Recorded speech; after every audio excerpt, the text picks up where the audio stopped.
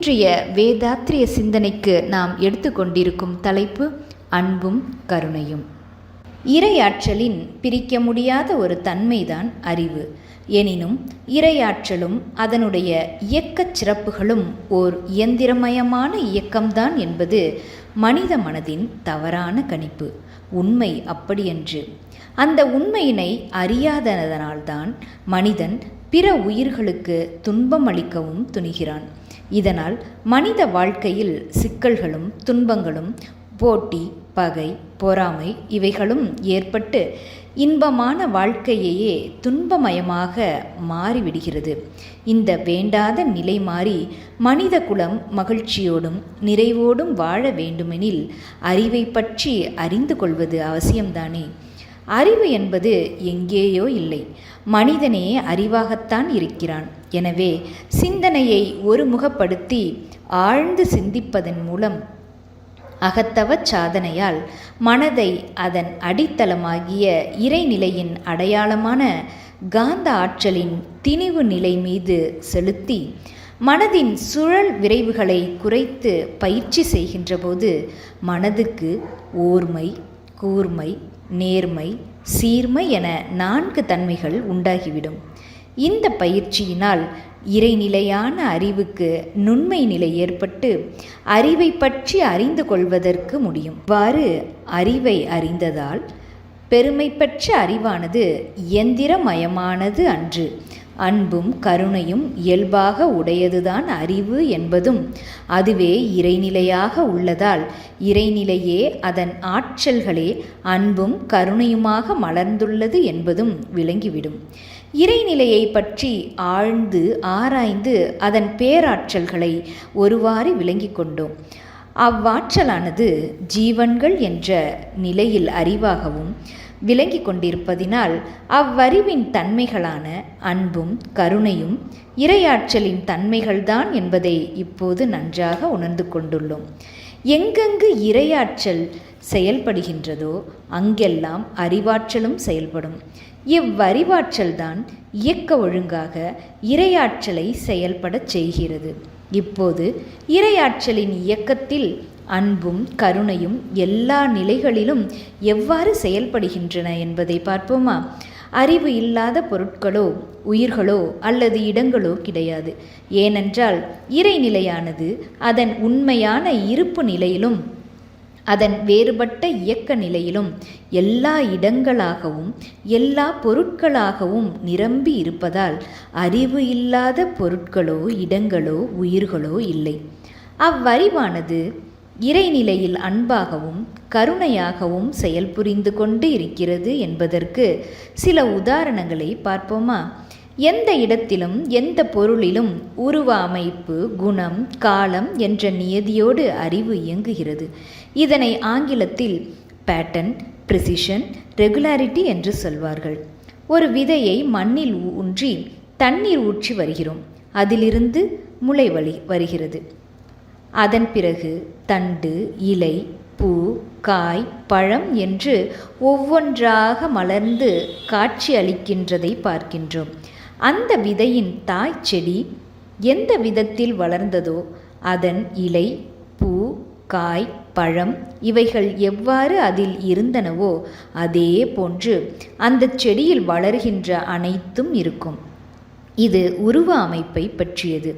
அதன் இலை, பூ, காய் இவைகளில் தாய்ச்செடி எப்படி இருந்ததோ அதே போன்று சிறிது கூட பிழையில்லாது வடிவமும் குணமும் அமைந்திருக்கும். இதனை துல்லியம் என்று கூறுகிறோம். இதனைத்தான் ஆங்கிலத்தில் ப்ரிசிஷன் என்று கூறுகிறோம். எந்த செடியும் முளைப்பதற்கும் வளருவதற்கும் பூ, காய், கனி கொடுப்பதற்கும் சூரிய சந்திர நட்சத்திரங்களால் ஏற்படுகின்ற காலம் ஒத்து வர வேண்டியிருக்கிறது. அந்தந்த காலத்தில்தான் அவை பூக்கும், காய்க்கும், பழுக்கும். இது இயற்கையை ஒட்டிய மாறாத விளைவு. இதனைத்தான் காலம் அல்லது ரெகுலாரிட்டி என்று கூறுகிறோம். இவையெல்லாம் இயந்திரமயமான இயக்கம் அல்ல, நுட்பமான திட்டமிட்ட விளைவுகளை தருகின்ற அறிவே ஆகும். உயிரினங்களின் புலனுணர்வு என்பது ஒரு செயலில் உணர்தல், இன்ப துன்பத்தை கணித்தல், ஒன்றிலிருந்து மற்றவற்றை பிரித்து உணர்தல் என்ற 3 தன்மைகளும் கொண்டதே ஆகும். ஒரு பொருளை பார்க்கின்றோம். நமது ஒளி அலைகள் கண்கள் மூலமாக அதன் மீது படுகின்ற போது அதற்கு மேல் ஓடாமல் அந்த ஒளி அலைகளை அப்பொருள் தடுக்கிறது. இந்த தடையோ அப்பொருளின் தன்மைக்கு ஏற்ப ஓர் அளவிலும் வடிவிலும் அமையும். இதை உணர்தல் என்று சொல்கிறோம். அந்த அளவு தன்னுடைய உடலில் இருந்து காந்த ஆற்றல் வெளியேறி தன்மாற்றம் அடைந்த நிகழ்ச்சி மனதுக்கு இன்பம், துன்பம், அமைதி, பேரின்பம் என்ற உணர்வுகளை உண்டாக்கும். இதையே அனுபவம் என்று கூறுகிறோம். ஒரு அன்பருக்கு மாம்பழத்தில் ஒரு துண்டு கொடுத்து சுவைக்கச் சொல்கிறோம் என்று வைத்துக்கொள்வோம். பிறகு கொய்யாப்பழத்தில் ஒரு துண்டு கொடுக்கின்றோம். கடைசியாக அன்னாசி பழத்தில் ஒரு துண்டு கொடுக்கின்றோம். இவையெல்லாம் எப்படி இருக்கின்றது என்றால் எல்லாமே இனிப்பாக இருக்கின்றன என்று அவர் சொல்லுவார். ஆயினும் அவர் அந்த 3 பழங்களின் சுவையினை தன்மையை கொண்டு இன்னென்ன பழங்கள் என்று உணர்ந்து கொள்கிறார் அல்லவா? இதையே பிரித்துணர்தல் என்று சொல்கிறோம். எனவே சாதாரணமாக உணர்தல் என்ற நிலையில் பொருள் அறிதல், அனுபவம் பெறுதல், பிரித்துணர்தல் என்ற 3 தன்மைகளாக உணர்ந்து கொள்கிறோம். இவையெல்லாம் அறிவின் கூர்மை, நுண்மை நிலைகளை குறிக்கின்றதல்லவே.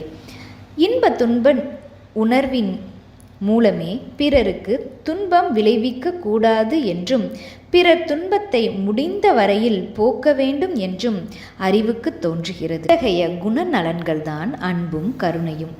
அன்பு என்பது தன்னோடு மற்ற உயிர்களை இணைத்து நோக்குவது. கருணை என்பது ஒரு ஜீவன் மகிழ்ச்சியோடும் நிறைவோடும் வாழ்வதற்குரிய வசதிகளை அளிப்பது.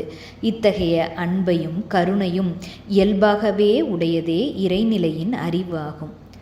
நமது உடலில் 7 தாதுக்கள் ஒரு கூட்டு இயக்கமாக சேர்ந்து இயங்குகின்றன. இந்த தாதுக்களிலிருந்து எப்போதும் அணுவும் அணுத்திரள்களும் பிரிந்து வெளியேறிக்கொண்டே இருக்கும். இதனால் எந்த உயிரும் நீடித்து உயிர் வாழ முடியாது. இதற்கு அன்பும் கருணையுமான இறையாற்றல் அதன் அறிவின் பெருமையின் மூலம் எல்லா உயிருக்கும் அது உற்பத்தியாவதற்கும் முன்பிருந்தே வாழும் காலம் வரைக்கும் தேவையான உணவை இயற்கையில் அமைத்திருக்கிறது.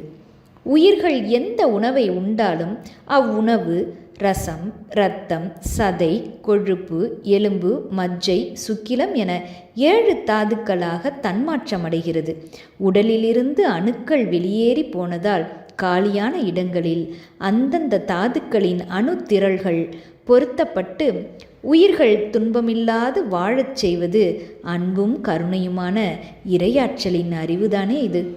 அன்பும் கருணையும் இறையாற்றலின் தன்மைதான் என்பதை இதன் மூலம் உணர்ந்து கொண்டோம். வாழ்க வளமுடன்.